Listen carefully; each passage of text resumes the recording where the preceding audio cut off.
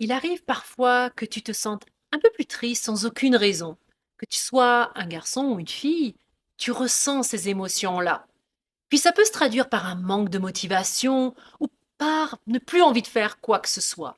Peut-être même tu ressens cette boule à l'estomac ou l'envie de pleurer constamment. Il peut y avoir beaucoup de raisons. Peut-être que tu vis une drôle de situation en ce moment ou que tu as eu une grande déception. On t'a rejeté, on t'a ignoré, on t'a mal compris, ou peut-être même tu as subi un échec. Tu as perdu, je sais pas, peut-être une chose importante. Ça peut être un être cher, ou même ta confiance en soi. Peut-être aussi que ce sentiment-là, il va pas rester. Tu vas le ressentir fort, peut-être même très très fort. Mais avec le temps, il va s'atténuer, et puis finalement, tout est normal, il n'y a pas lieu de s'inquiéter.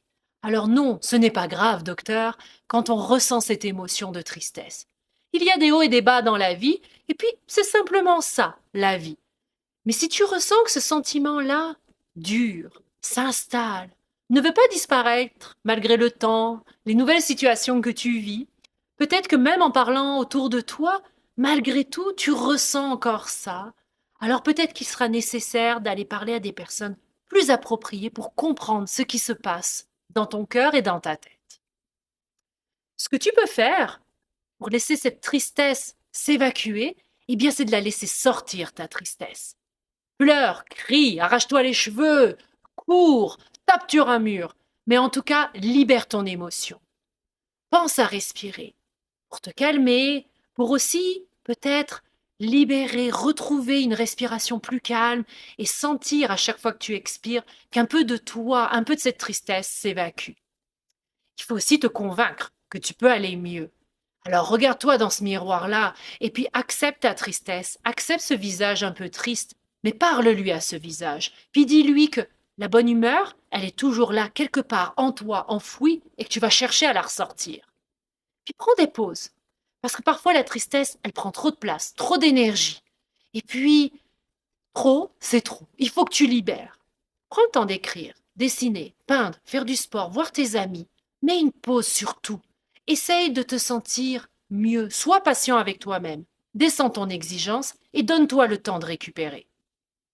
Alors, si la tristesse est une émotion passagère et puis que tu vois qu'avec le temps, elle s'en va, c'est pas très grave. C'est peut-être une légère dépression et puis ça va partir. Mais si tu sens que ça s'installe, que ce sentiment-là est persistant, ne t'isole pas en tout cas.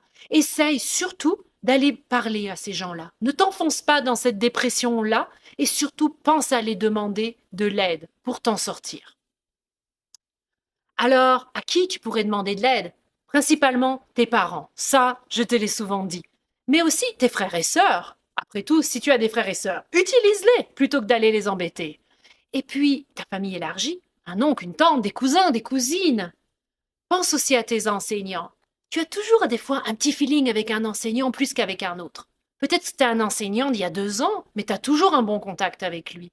Va lui parler. Et puis pourquoi pas le personnel administratif de l'école? Parfois on s'entend bien avec un secrétaire ou une concierge qui passe dans le couloir avec qui tu as lié une belle relation. Va t'exprimer. Puis ça peut être comme souvent on se le dit aussi, les coachs, les enseignants en art, ou n'importe quelle personne qui t'apprend quelque chose et avec qui tu as bâti un lien de confiance. Puis tes amis, ils peuvent être de bons conseils, parce qu'ils comprennent ce que tu ressentes. Ils vivent peut-être la même chose. Pense à tes voisins. Souvent, on a tendance à les oublier. C'est pas simplement une boîte de chocolat à Noël qui fait une belle relation avec ses voisins. Non, c'est souvent aussi créer ce lien-là de confiance. On veille les uns sur les autres.